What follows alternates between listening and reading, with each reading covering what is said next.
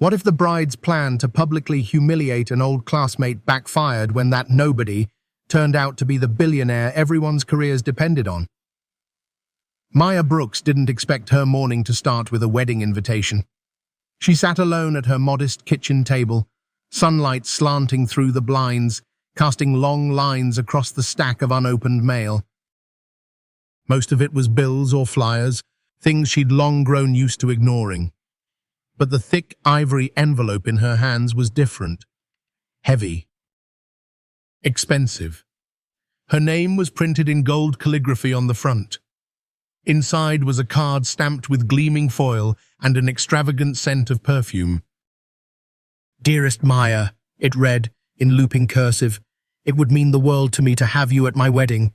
You simply must attend. With love, Sloane." Sloane Whitaker. That name hadn't crossed Maya's mind in years, not since high school. Back then, Sloane had been the girl everyone watched, envied, feared, beautiful, rich. Ruthless. And Maya? Maya had been the scholarship kid in thrifted clothes who spent lunch breaks reading under the bleachers. The two had never been close. In fact, Sloane had once mocked Maya for wearing off-brand shoes in front of the entire class. So why now? Why this? Maya set the card down carefully, her fingers lingering over the raised gold letters. Something in her chest fluttered, not quite hope, not quite dread. Maybe people did change. Maybe, after all these years, Sloane had grown up, softened, felt some ounce of regret. Or maybe she hadn't. Hundreds of miles away, inside a penthouse perched above Manhattan, Sloane Whitaker stared at a guest list on her laptop, her lips curling into a sly smile. "Maya Brooks," she said aloud. "Who?" asked Brielle Chase, sprawled across the velvet couch in a silk robe. Sloane turned the screen so Brielle, Aubrey Langston, and Chloe Reed could see they were her inner circle, glamorous, wealthy, merciless. "She went to high school with us," Sloane said, swirling her champagne. "The quiet one, always wore hand-me-downs. I invited her." Aubrey raised a perfectly sculpted brow. "Why on earth would you do that?" Sloane's smile sharpened. "Because she'll come, and when she does, she'll walk into a world she was never meant to be part of. It'll be the most unforgettable night of her life." Chloe leaned forward, intrigued. "You're planning something, aren't you?" "Of course," Sloane said softly. "Everything has to be perfect." Back in her apartment, Maya stared at the invitation again. Maybe Sloane meant well. Maybe this was just a gesture, a second chance. A bridge. She wanted to believe it. So she opened her laptop and began searching for flights to Miami.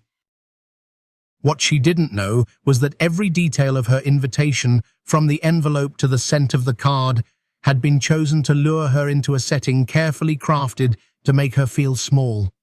She didn't know that Sloane and her friends had already rehearsed their lines, planned their poses, and laughed over the many ways they would watch her falter. All Maya knew was that maybe, just maybe, this was an olive branch. And for someone like her, who believed in the good in people, that was enough. The air was thick with coastal heat as Maya Brooks stepped out of her taxi in front of the Azuria towering fortress of luxury perched above Miami's glittering shoreline. Golden sunlight danced on the polished marble steps, flanked by manicured hedges and cascading floral arrangements. It felt like another planet, light years from her quiet apartment in Atlanta. Her simple sky-blue linen dress fluttered in the sea breeze as she paused to take it all in. Maya had deliberately chosen modesty-light makeup, minimal jewelry, no designer labels. She'd told herself it was about staying true to who she was. But standing here, surrounded by Rolls-Royces and doormen in white gloves, she suddenly felt out of place. As she entered the grand foyer, the world transformed. Crystal chandeliers sparkled like frozen rain above towering ceilings. Guests floated by in gowns that shimmered, and tuxedos stitched with silk thread. The scent of orchids and imported perfume lingered in the air. Maya kept her head up, her steps steady. She was here to celebrate, to show grace, to prove to no one else but herself that she belonged, not because of status, but because she had been invited in good faith. But faith was not what brought her here. Across the room, Sloane Whitaker stood surrounded by admiration. Her gown was a dazzling cascade of white crystals, her smile calculated and camera-ready. Every detail of her appearance screamed wealth and control. As Maya entered, Sloane's eyes locked on her from across the ballroom. For a brief moment, her smile flickered into something colder, more dangerous. "There she is," Sloane whispered to Brielle Chase, who sipped champagne with practiced disinterest. "Oh, wow," Brielle said, raising an eyebrow. "She actually came in that." "Charming, isn't it?" Sloane replied, her tone like ice in a flute of Prosecco. "She looks exactly like I remembered." "Only older and poorer." Behind them, Aubrey Langston and Chloe Reed exchanged glances, barely hiding their glee. Chloe, the TV host, leaned in with a smirk. "What's the game plan?" "We don't rush it," Sloane said, eyes still fixed on Maya. "Let her soak it in. Let her start to think she might be welcome. That's when it'll sting the most." Meanwhile, Maya made her way toward the reception desk. A young woman in a sleek black blazer stood behind an iPad, checking off names. Her hair was pulled into a high bun, her name tag gleaming. It read, "Caitlin." "Excuse me," Maya began softly. Caitlin looked up, her eyes scanning Maya's dress, her simple heels, her lack of diamonds. Her polite smile faltered. "I'm sorry," Caitlin said quickly. "Staff entrance is around the side." Maya blinked. "I'm not staff. I'm a guest." The woman hesitated, then said, "We're not allowing +1s tonight, only invited guests." Maya reached into her purse and pulled out the invitation gold foil, heavy cardstock, undeniably authentic. Caitlin's eyes widened slightly. "Oh, one moment, please." She tapped the iPad nervously, scrolling through the guest list. "Maya Brooks. Yes, my apologies, Miss Brooks. Please enjoy the event." The exchange hadn't been loud, but it had been visible. A few nearby guests turned their heads, pretending not to stare. One man in a velvet blazer whispered to his date, "Did you see that? They thought she was staff." The date chuckled behind her manicured hand. Maya inhaled slowly and walked on. This time she felt it, every eye, every hushed laugh, the undercurrent of judgment. Her dress didn't shimmer. Her bag wasn't designer. Her skin was darker than most of the guests. Still, she smiled, because she had promised herself she wouldn't shrink. From across the hall, Sloane watched the moment unfold, like a stage director hitting her cue. "She's already unraveling," she murmured to Brielle. Brielle raised her phone and snapped a photo. "For the record," she said with a grin, "you'll want to remember the before shot."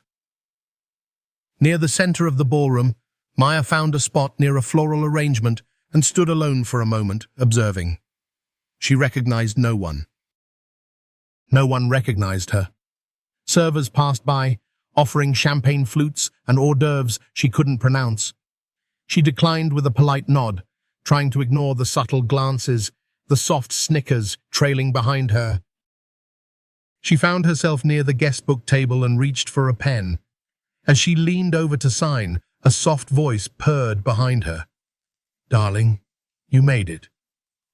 Maya turned. Sloane Whitaker stood before her, radiant, poised, and entirely insincere. "Sloane," Maya said, managing a smile, "thank you for inviting me." "Congratulations." Sloane leaned in and kissed her cheek. "I'm just so touched you came.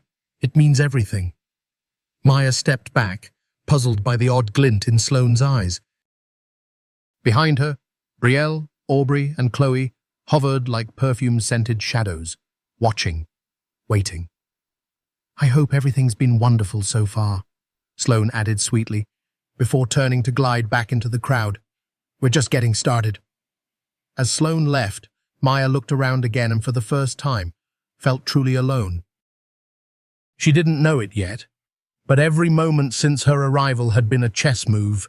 Every smile, every whisper, every photo, every sideways glance, a coordinated effort to disarm her, isolate her, embarrass her, to remind her of what she wasn't. And yet, Maya stood. She stood quietly, gracefully, in a room built to break her spirit. Because deep down, she knew what they didn't. She wasn't here to impress anyone, she was here to endure, and maybe, just maybe, to rise. Maya Brooks stood near the orchid-draped columns, doing her best to appear unaffected by the attention circling her, like sharks sensing blood in the water. She knew the whispers weren't in her head. Not when they trailed so closely behind her like perfume, sharp, sour, and unmistakably cruel. "Who wears linen to a luxury wedding?" a woman scoffed behind a fluted champagne glass. "Maybe she got lost on her way to the farmer's market," someone else chimed in, drawing muffled laughter. Maya kept her chin high, her eyes soft but alert.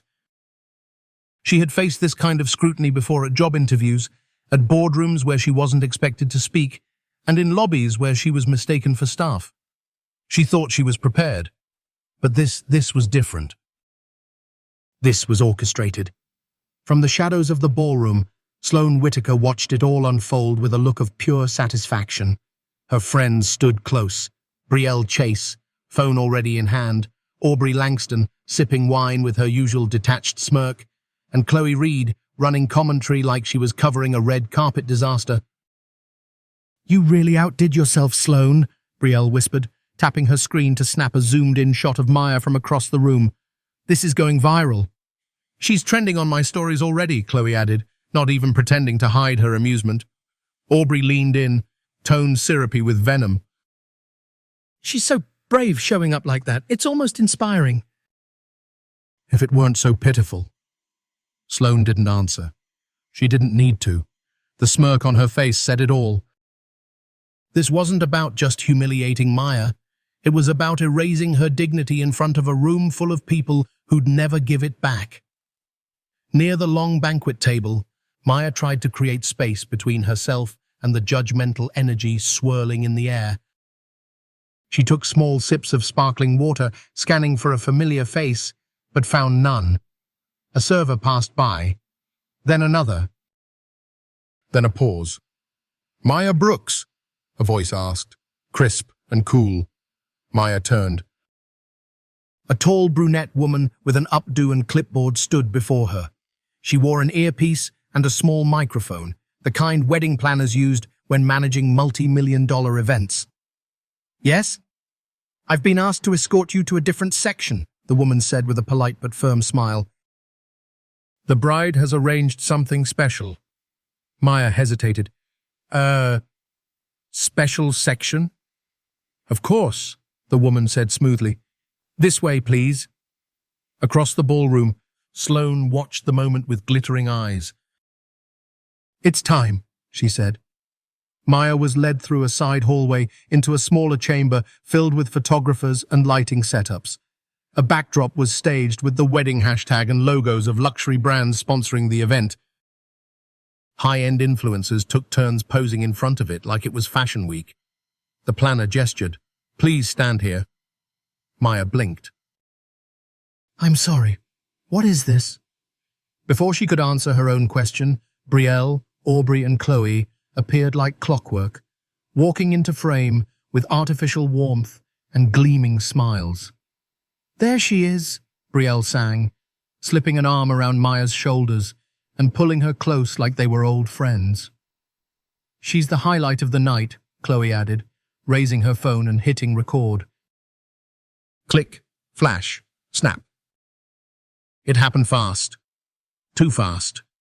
The three women posed beside Maya, while deliberately angling her poorly, making her outfit appear frumpy, her posture awkward, her expression uncertain.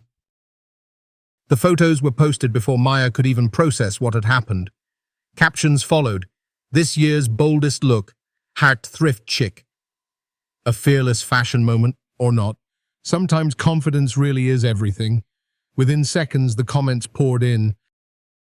"Who let the intern in? This can't be real." "Linen? In this economy?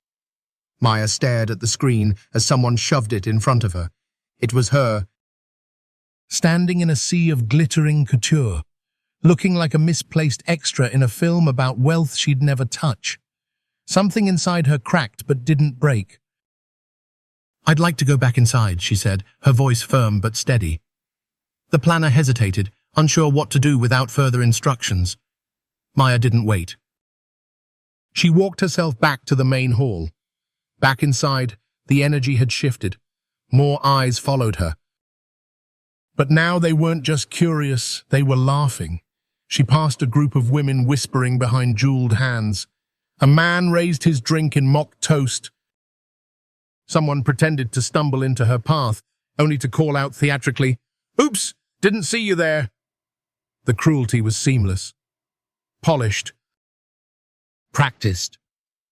Maya's heart beat like a war drum in her chest, but her expression remained composed. She took refuge in a quiet corner, willing her tears not to rise. Not here, not in front of them, and just when she thought the worst might be over, she heard it. A crisp voice behind her, sincere, loud enough for others to hear. "Oh, Maya, you're just the same, so charmingly simple." She turned. Sloane Whitaker stood before her, smiling sweetly, but with eyes that cut like glass. Maya tried to reply, but the words caught in her throat. "I'm just so glad you could make it," Sloane continued, gesturing to her friends. "We were all hoping to see you again." "It's been far too long." There was a pause, then laughter, delicate, measured, and utterly cruel. And in that moment, Maya knew. She hadn't just been invited, she'd been targeted. Maya Brooks stood frozen.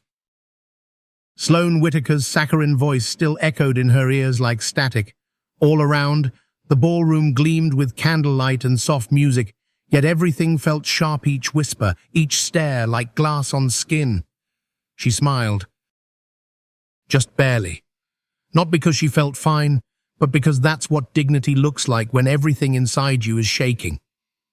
Then came the next wave. From across the room, Brielle Chase, in a red, curve-hugging dress that turned heads all night, approached with long, purposeful strides and a grin too wide to be sincere. "Well, well," she said, drawing out the words like a cat circling its prey. "Look at you, Maya." Maya nodded politely. "Hi, Brielle. It's been a while. I'll say. Last time I saw you, I think you were in sneakers and that beige cardigan you wore almost every day in high school." Maya kept her smile. Brielle leaned in. "You must be really brave to show up tonight dressed so organically." She made a vague gesture toward Maya's linen dress. Before Maya could respond, Aubrey Langston and Chloe Reed flanked her, wine glasses in hand and trouble in their eyes. Aubrey let out a breathy chuckle. "Honestly, Maya, I think it's incredible that you came as yourself. Most people would have at least borrowed something high-end. You know, just to blend." "Or maybe," Chloe cut in, "this is high-end now. Maybe linen's back. Vintage poor." She sipped her wine and smirked. "Trending next week, I'm sure." The three laughed, perfectly synchronized like a cruel chorus. Maya tried to step back, but they closed in. "You should smile for us," Brielle said suddenly, pulling out her phone. "This moment is so real, so raw. My followers are going to love it." Before Maya could object, the flash went off. Click, then another, and another. She raised her hand gently. "Please stop." "Oh, come on," Aubrey said, lowering her phone. "We're just having fun." "It's a wedding," Chloe added with mock innocence. "What's a celebration without a little color?" Maya's breath caught, not just from the implication, but from the way others had started to watch again. Not to help. Not to intervene, just to be entertained. Her fingers curled into fists at her side. Her heart thudded hard in her chest, but still she didn't speak, because if she did, the tears would come. And that's what they wanted. Sloane reappeared, ever the orchestrator, wine in hand and confidence in her step. "Ladies," she said coolly, "let's not overwhelm our guest. After all, Maya's our special invitee tonight." More laughter. More eyes. Then it happened. Chloe raised her glass slightly too high, too close, and with a gasp so performative it could have won an Emmy, she tripped. Red wine splashed across Maya's chest and abdomen, the deep burgundy bleeding into the light blue of her dress like ink on paper. "Oh no!" Chloe cried, covering her mouth. "I'm so clumsy!" Maya gasped and stepped back, but it was too late. The stain spread fast and bold like a bruise across fabric. Gasps rippled from the crowd. Chloe reached out with a napkin, pressing into Maya's bodice with exaggerated concern. "Let me help." Maya caught her wrist mid-motion. "No," she said softly but firmly. "Please don't." For a second, Chloe's mask slipped just enough for Maya to see the satisfaction underneath. Maya looked down at herself, at the ruined dress, at the now rumpled linen clinging to her skin, at the wine that bloomed like a wound over her heart, and for the first time that night, her composure cracked. Tears stung at the corners of her eyes. She blinked hard, refusing to let them fall, but her hands trembled. "You okay?" someone whispered, not in concern, but curiosity. Maya turned toward the exit, but Sloane wasn't finished. With feigned sympathy and a voice laced with false concern, she said, "Everyone, I think Maya needs a moment. She's clearly overwhelmed." Then, to security, "Would someone be so kind as to help her get cleaned up?" Two officers moved forward, Elijah and Grant, not unkind but clearly unsure of the situation. Unsure of what was real and what was just part of the show. "We can escort you to the service hallway, ma'am," one of them said quietly. "There's a private area for wardrobe assistance." Maya looked at them, looked into their eyes for anything human. They blinked, waited, and she nodded. Because there was nothing else to do. As they led her past the ballroom doors, guests whispered louder, phones buzzed with notifications. Images were already circulating, hashtags forming, mockery spreading like wildfire through the digital world that knew nothing of her worth. She walked with slow steps, her heart a clenched fist, her dignity a thread fraying with each passing second. Behind her, laughter resumed. The show, it seemed, was back on. But what no one saw, what no one noticed, was the flicker in her eyes, a shift, not of defeat, but of something else entirely.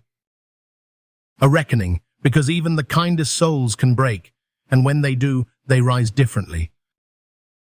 The hallway was quiet, cold, and dimly lit compared to the glittering inferno of mockery Maya had just left behind. Elijah and Grant walked a few respectful steps behind her, saying nothing. Their eyes were downcast. One of them, Elijah, held out a fresh towel as they reached the side lounge near the hotel's kitchen, a room never meant for guests. "You can take a moment here," he said gently. "We'll wait outside." Maya nodded once, stepped in, and closed the door behind her. She stood alone. The only sound was the hum of the overhead lights and the thudding of her heart. Her dress clung to her body, sticky and cold. The red wine had dried into a dark, ugly smear across the fabricone that told a story no one cared to hear. She looked at herself in the mirror above the small sink. This wasn't who she was. This humiliated, mocked, discarded wasn't her story, not anymore. Her eyes traced the reflection slowly. The wine stain, the linen, her hands trembling ever so slightly. And then her gaze rose to meet itself. Something inside her steadied, not hardened, not broken. Steadied. She reached for the towel, wiped at her dress, but paused halfway. What was the point? She couldn't scrub away their cruelty. She couldn't erase their intent, but she could choose how she carried it. And she would carry it standing tall. Back in the ballroom, the air had changed. The laughter had died down, but the smugness remained. Guests were now checking their phones, amused by the latest post from Brielle Chase, who had captioned a blurry photo of Maya walking away. Sometimes grace means knowing when not to show up. Comments rolled in. Yikes. Second-hand embarrassment. Where's her stylist? Sloane Whitaker sipped her champagne like nothing had happened. Her eyes swept the room, already plotting her next move. She had won. Or so she thought, because at that moment, the ballroom doors opened, and Maya Brooks walked back in. Still in her stained linen dress, still alone, but her posture was different. Her presence undeniable. People turned. Conversation stopped mid-sentence.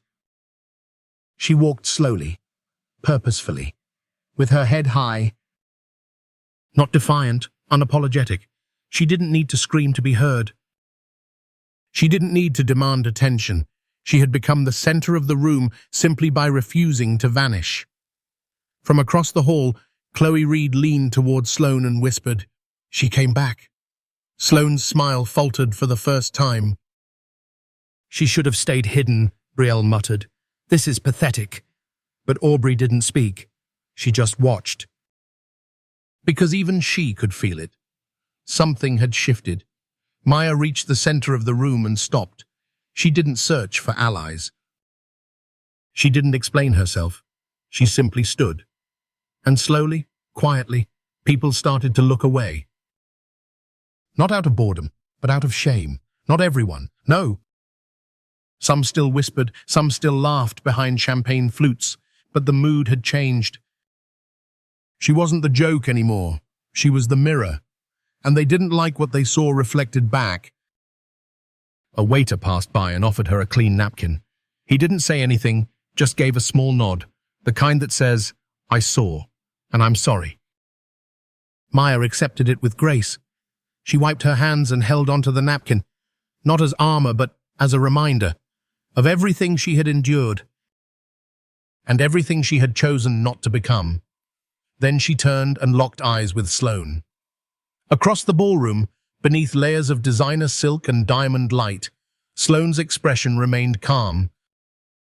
But her eyes blinked, because she saw something she hadn't expected. Not anger, not fear, clarity. And clarity is dangerous in the hands of a woman who has nothing left to prove. Suddenly, there was movement near the entrance. The doors opened wide once again, and in strode a tall man in a tailored black suit. Elegant, commanding, familiar. Dominic Westwood. He didn't belong to this scene, not in the way the others did. His presence wasn't crafted, it was earned, and it radiated through the room like a thunderclap.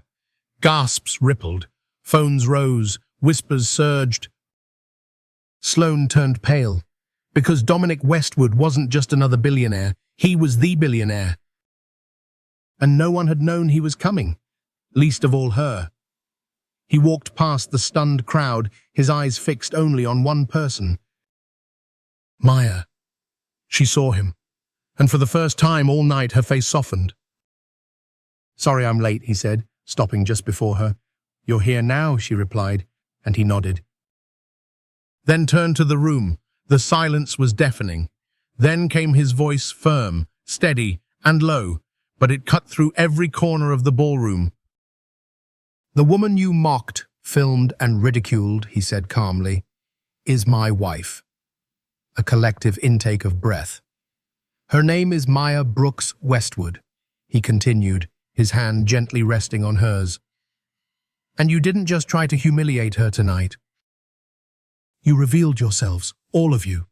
He turned his gaze slowly, deliberately stopping on faces that had laughed, recorded, whispered. No one met his eyes. Dominic's voice grew colder.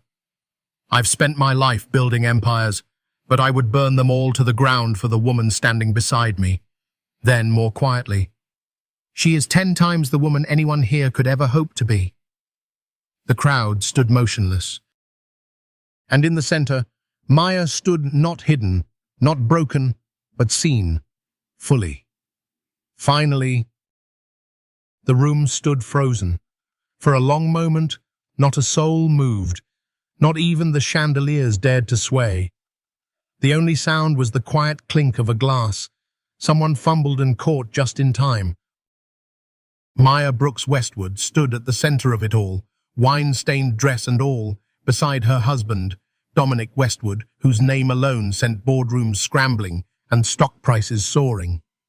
But tonight, he wasn't the mogul or the mystery.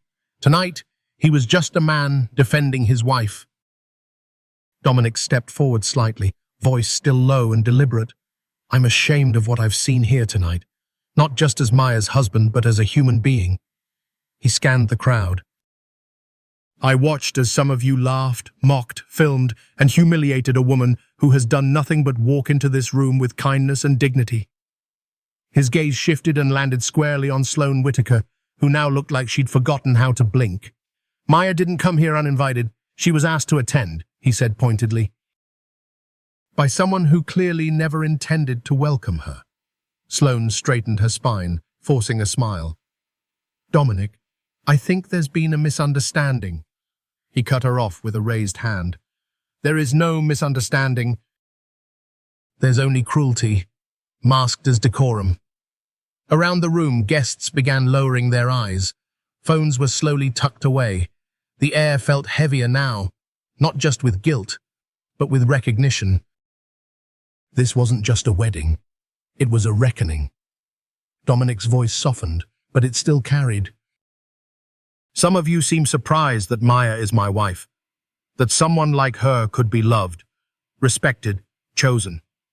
A hush swept the room. "She may not flaunt wealth.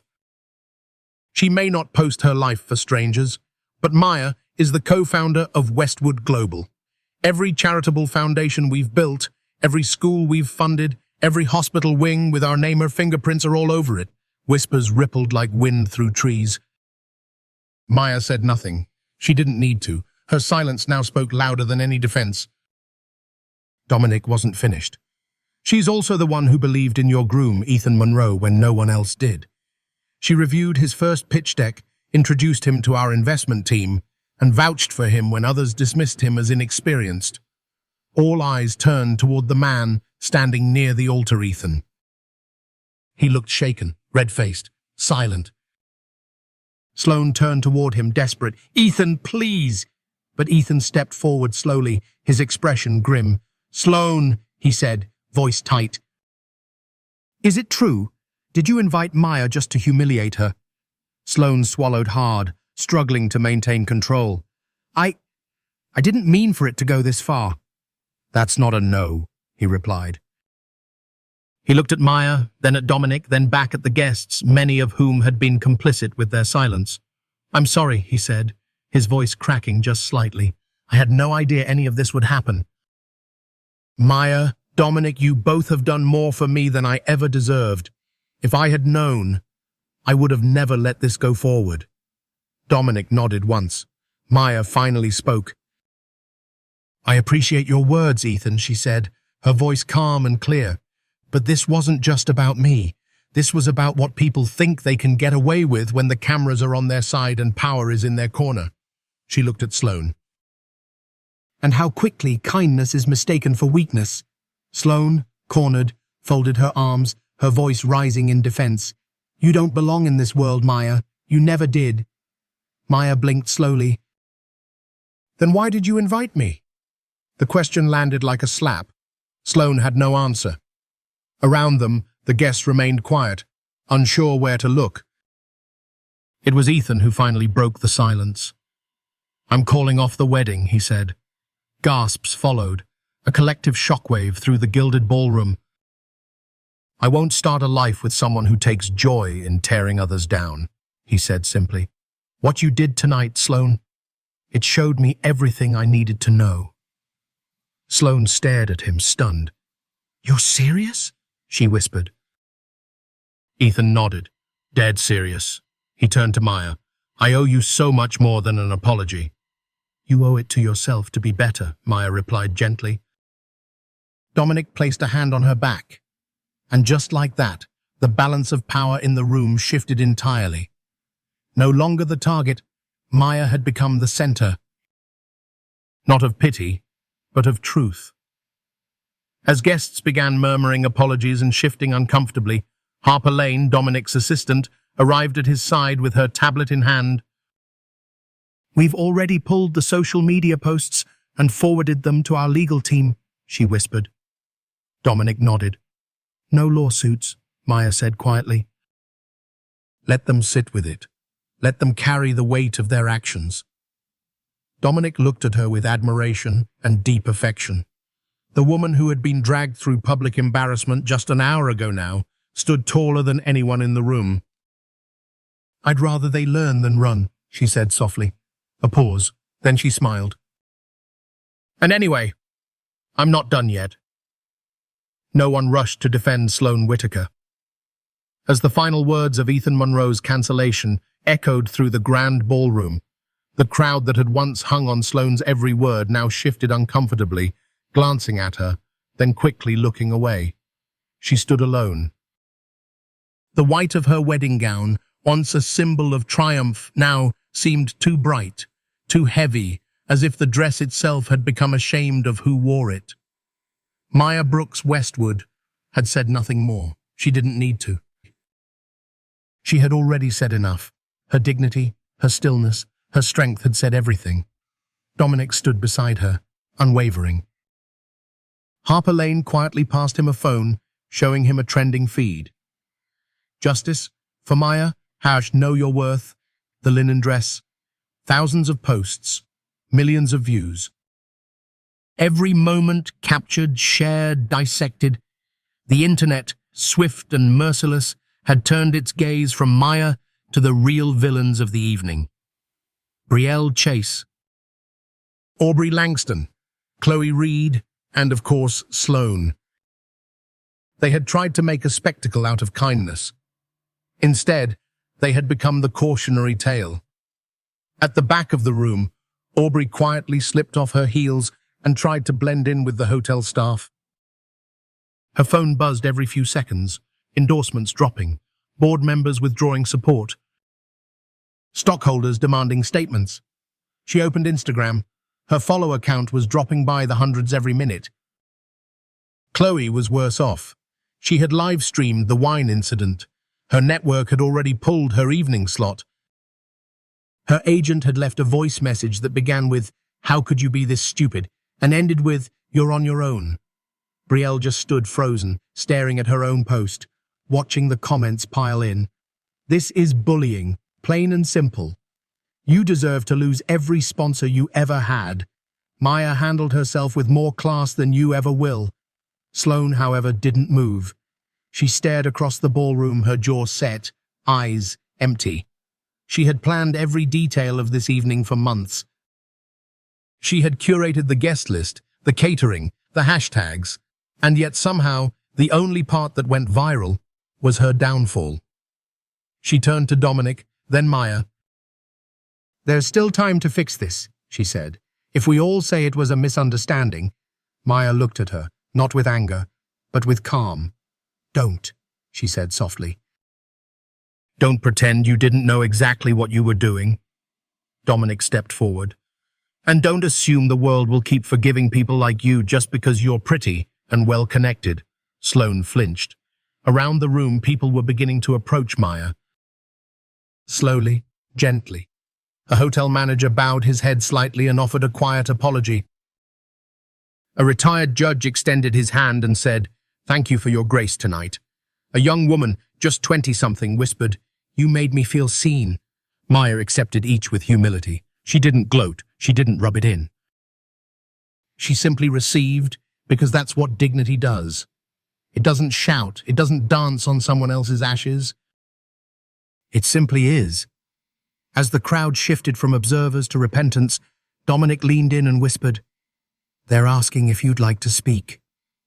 Maya looked at him, thoughtful. Then she turned and stepped to the center of the room this time, not as the outsider. The room grew quiet, the air expectant. "I wasn't supposed to be the center of attention tonight," she began, "and I never wanted to be. But life has a funny way of using the things meant to break us, to build us." She paused, scanning the room. no judgment in her eyes, only truth. I came tonight to support someone I once called a friend. I came with good intentions, with love, with grace. And I was met with cruelty. A few people looked down, others nodded solemnly. But here's what I've learned: kindness isn't weakness. Quiet isn't surrender, and class doesn't come from couture labels or exclusive invites. It comes from character. Her voice didn't waver, her chin didn't drop. She had become the woman every person in the room wished they could be in moments of crisis. And if tonight has taught you anything, she added gently, let it be this: be slow to mock what you don't understand, and never confuse humility with insignificance. The applause started softly, then swelled, not polite, not performative. Real, raw, restorative. After the applause faded, Maya turned to Ethan, who had been watching her the entire time with quiet awe. I hope you find peace, she said gently. He nodded, voice thick. You just gave me the first step toward it. Sloane tried one last time, reaching out. Maya, But Maya didn't answer, because not every moment deserves a response. Some deserve closure, and silence, in the hands of a woman who has found her voice, is louder than any apology. That night, as the guests filed out, some in shame, some in awe, the hotel's marble floors echoed with a different kind of sound. A woman's footsteps. Sure, soft, unshakable. Maya didn't just walk out of a ballroom, she walked out above it. And from that night forward, every time someone said her name, it wouldn't be in pity. It would be in respect. It had been a long night. Maya Brooks Westwood stood in front of the full-length mirror in her hotel suite, still wearing the same linen dress, now crumpled and wine-stained, but more powerful than any designer gown she could have worn. She hadn't changed. Not yet. There was something in her that didn't want to wipe away the evidence. Because this was no longer a symbol of shame. It was a reminder of what she'd overcome. Dominic stood behind her, his reflection just over her shoulder. Do you want me to call the car? He asked gently. Maya didn't answer at first. She ran her hand over the dress, tracing the red blotch near her waist with calm fingers. I think I want to go back in, she said softly. Dominic raised an eyebrow. Are you sure? You don't owe them anything. I know, Maya said, but I owe it to myself. And that was the difference. 15 minutes later, the grand ballroom doors opened once again. This time, the hush came faster. No laughter, no whispers. Just stunned silence. Because the woman who walked in wasn't the same one who had been ridiculed earlier. Maya entered slowly, gracefully, this time wearing an ivory silk gown that moved like light. Her hair, once pinned back, now flowed in soft waves over her shoulders. Her skin glowed beneath the chandelier light, her posture tall, commanding, serene. She wasn't trying to prove anything. She was simply herself, whole, unapologetic. Powerful. Guests turned to watch. But it wasn't curiosity now, it was admiration.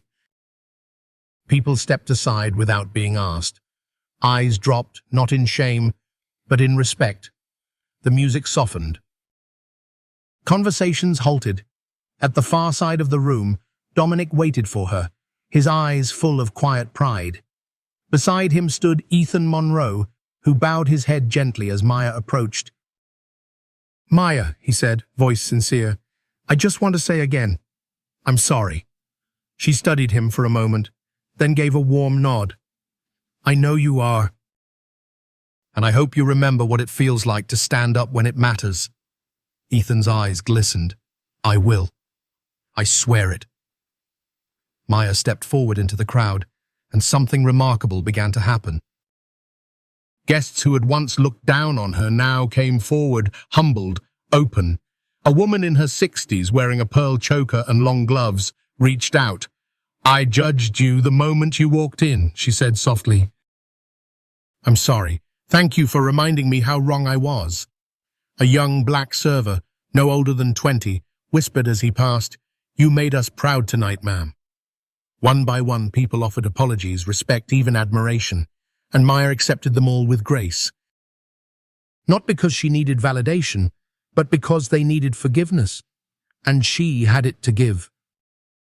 Later, as the ballroom began to empty, Maya stood by the windows, looking out over the glowing city skyline. Dominic joined her, a glass of water in one hand. "How do you feel?" he asked. She smiled, like I didn't just survive it, like I reclaimed it. He gently placed an arm around her shoulders. "You didn't just change the room, you changed the story," Maya exhaled slowly. "Funny thing is, I didn't come here to be seen. I just didn't want to feel erased." Dominic kissed the top of her head. "You did more than that. You made the world remember who you are." Behind them, Harper Lane approached, tablet in hand. "You're trending again," she said with a knowing smile. Maya raised an eyebrow. "Good or bad?" Harper grinned. "Hack at Maya moment is officially global. It's being called the most graceful takedown of the decade." Dominic laughed. "You've gone viral for being dignified." "Imagine that." But Maya didn't laugh. Instead, she turned to Harper and said, "I want to use it." "Use what?" "The spotlight. The story. Let's redirect it. Let's tell women like me that it's okay to show up in linen, that they don't have to perform. That kindness isn't weakness." Harper nodded slowly, absorbing every word. "We can build something," Maya continued. "Scholarships, mentorship programs, a space where women of color, from humble beginnings, walk into rooms and never feel like they don't belong." Harper was already typing. Dominic looked at her, his eyes filled with something deeper than love. "Awe." "You're incredible," he whispered. Maya met his gaze. "No," she said. "I'm just not afraid anymore." Later that night, back in their suite, Maya finally took off the linen dress. She didn't throw it away. She folded it gently and placed it in a box along with the invitation that had brought her into the lion's den. The wine-stained cloth. The note from Sloane, not as souvenirs, as reminders. That power doesn't come from wealth. It comes from knowing who you are, even when others try to rewrite it. That night, as the city settled outside and the stars blinked gently overhead, Maya sat down and opened a blank page in her journal. At the top, she wrote, "Tonight, I was supposed to be humiliated. Instead, I walked out whole. And tomorrow, I begin again, not as a victim, but as the woman who turned shame into light." By the next morning, the world knew everything. Not just about the wedding, not just about the wine, but about the setup, the cruelty, the power of composure, and the woman who had dismantled an entire room with quiet grace. The hashtags hadn't stopped trending. Hashtag Maya moment. Respect over riches.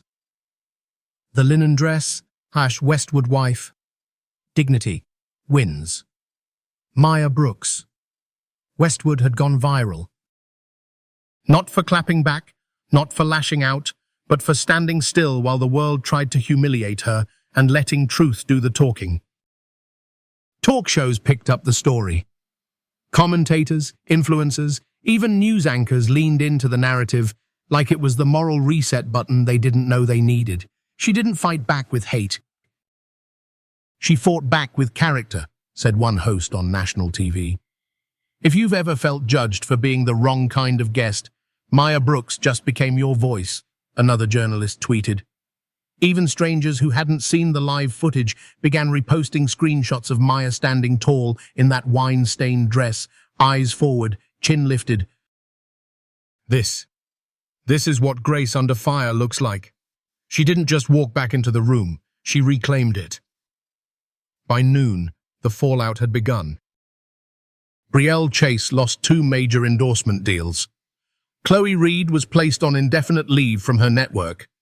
Aubrey Langston's cosmetic line saw a 40% drop in sales after a popular beauty blogger called her out for performative feminism wrapped in real-world cruelty. And Sloane Whitaker, she issued a 3-sentence statement on her Instagram account. "I deeply regret how things unfolded. I never intended harm. I wish Maya peace."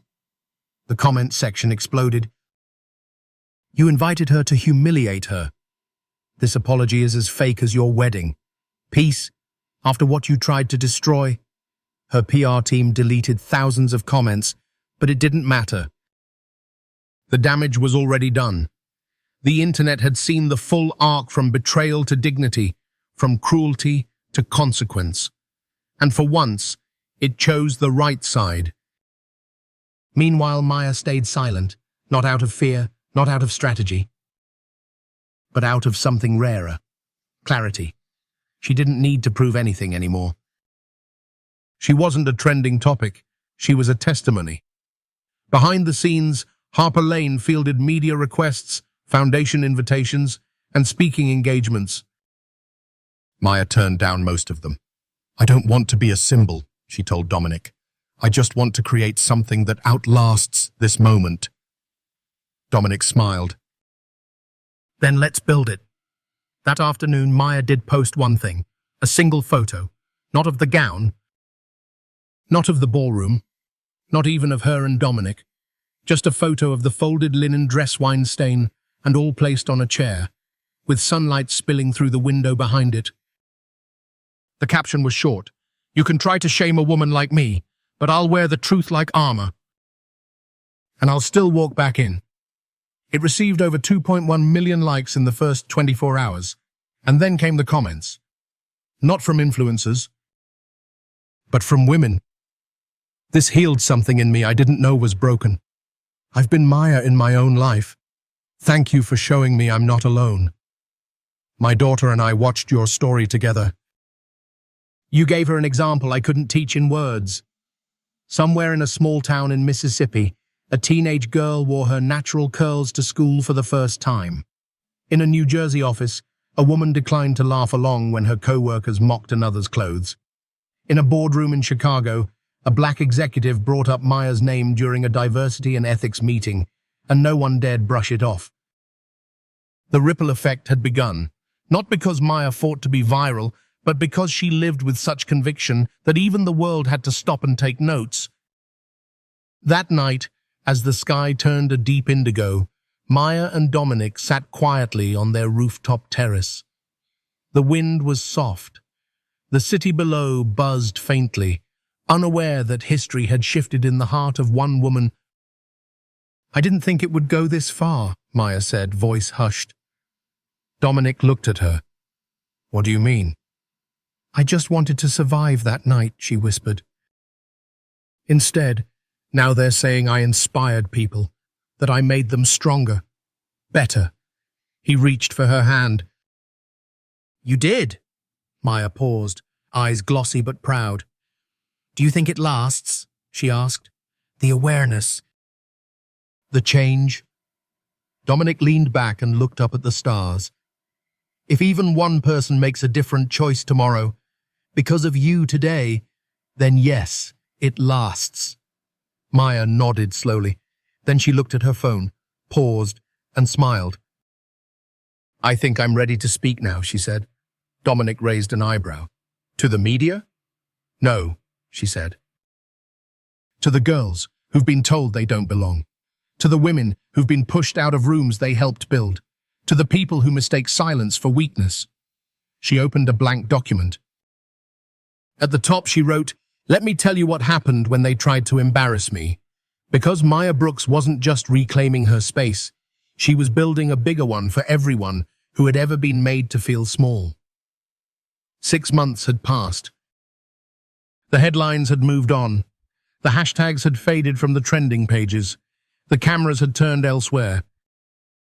But Maya Brooks Westwood, she hadn't faded. She'd grown. The night of the wedding hadn't broken her. It had clarified her. It had stripped away everything performative, leaving only what was true. And truth, when protected, becomes legacy. In a quiet neighborhood just outside Atlanta, Maya stood inside the newly opened headquarters of the Brooks Initiative, a non-profit she'd founded in the weeks following the media storm. It didn't bear Dominic's name. Not Westwood, not Carter, not a brand. It was hers, and for them. The foyer was warm. Not ostentatious, not sleek, just safe. Photos lined the entrance walls. Young women in classrooms, boardrooms, tech labs, building sites. Most wore natural hair. Many wore clothes from thrift stores. All wore hope like a badge of honor. Maya walked past the front desk where her assistant greeted her with a bright smile. "Your 2 o'clock is here, Mrs. Westwood." "Send her in," Maya said. A few minutes later, a high school senior walked through the door, nervous but curious. Maya smiled and offered a seat. "You must be Alana." The girl nodded. "Yes, ma'am." "You were one of our first scholarship applicants," Maya said. "Tell me, what made you apply?" Alana looked down, then back up. "Honestly, that photo, the one of you in the dress." "The stained one." Maya blinked, then smiled softly. "You looked like me," Alana said, "and you didn't back down." "I figured if someone like you could walk back into that room, maybe someone like me could walk into college." Maya nodded slowly. "You can, and you will." Outside the office building, a small plaque had been placed by the entrance. It read, "In honor of every woman who has ever been made to feel like she didn't belong. Your worth is not defined by your dress, your skin, or your silence. Walk in anyway, and when they ask why you're here, tell them, because I was never leaving." That evening, Maya returned home to find Dominic cooking dinner, something he insisted on doing every Friday. "How was she?" he asked, setting the table. "Inspired," Maya said, slipping off her shoes. "And a little scared." Dominic smiled. "That sounds like a woman who's about to change her life." They sat together, eating quietly. Then Dominic asked, "Do you ever think about that night?" Maya was quiet for a long time. "Sometimes," she said. "Not the shame, that part's gone, but I remember the faces. The silence, the way they looked at me, and the way they looked away." "Do you regret going?" he asked. She shook her head. "No, I regret waiting so long to stop shrinking, but I don't regret walking into that room." She looked at him. "Because I walked out different, and the world saw it." Later that week, Maya was invited to speak at a university's commencement ceremony. She stood on the stage before hundreds of graduates, mostly women, many of color. She wore a cream pantsuit, no designer label, just confidence. When she spoke, her voice was calm, measured, grounded. "I was once invited to a room that wasn't built for me. I showed up thinking I was a guest, but they had already decided I was the entertainment. What they didn't expect was that I wouldn't break." The graduates leaned forward. "They tried to make me question my place, but that night taught me something that no textbook ever did. You don't have to wait for a seat at the table. You can walk in, stand tall, and if the table isn't big enough for all of you, build a new one." The applause was thunderous. Not just for her words, but for the quiet truth they carried. Back home that night, Maya took the linen dress out of the storage box. She didn't cry. She held it like an artifact, delicate, worn, and sacred. Dominic entered the room quietly. "Thinking of retiring it?" "No," Maya said. "I'm framing it." He paused. "Framing," Maya nodded. "Not because it's beautiful, because it's real." She looked at the dress. "This was the night I became who I was always meant to be." Months later, in cities across the country, stories began surfacing. A girl who walked into prom in a handmade dress and held her head high. A woman who spoke up during a board meeting even though her voice trembled. A mother who told her daughter, "You can go, even if you don't fit their mold." Especially then. They called it the Maya effect, not a trend, a shift. A ripple in culture, born from one woman's refusal to sit down. Maya didn't ask for a legacy. She lived with integrity. And the legacy came. She never set out to inspire a movement, she just stood her ground. And somehow through stillness, dignity, and grace, she reminded the world that you can walk into any room wearing the truth and come out carrying the future. In a world that often celebrates noise and status, Maya Brooks reminded us that quiet dignity is more powerful than the loudest voice in the room. Her story is not just about walking back into a ballroom, it's about walking back into your own worth. She didn't fight cruelty with vengeance, she met it with stillness, strength, and truth. And in doing so, she proved that self-respect cannot be taken, only surrendered. For older generations who've lived through subtle exclusions, quiet sacrifices, and being told to stay in their place, Maya's journey speaks directly to the heart. It tells us your story still matters.